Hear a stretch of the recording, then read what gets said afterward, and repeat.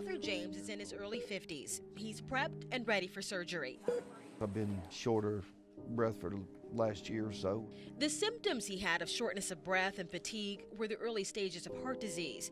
To keep it from getting worse, doctors had to act fast. Just a little nervous, Cardiologists perform cardiac catheterizations to get rid of the blockage. And this is what a catheter looks like. A flexible tube about 2 millimeters around, or the width of a grain of rice. It's used to insert the stent that will help keep the coronary artery open and improve blood flow to James' heart. The Achilles heel of putting in a stent has typically been bleeding complications. So again, if you take that out of the equation altogether with a radial procedure, it adds to the benefit for the patient. Typically, the access point is in the groin area, but as you just heard, doctors at Fairhope's Thomas Hospital are going for something more radical: catheterization via the wrist. That's right, doctors accessing your body's circulatory system through your wrist. Then using dye to show where the cath is traveling, they thread the tube towards your heart and insert the stent. To close that access point, doctors use a compression device called TR.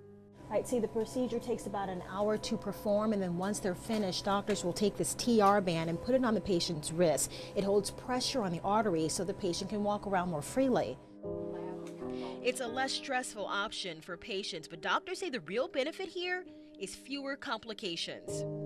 Heart disease is the #1 killer in America, but you don't have to end up in the OR if you maintain a healthy lifestyle. Is it really that simple, though? No smoking, maintain exercise, and a good diet?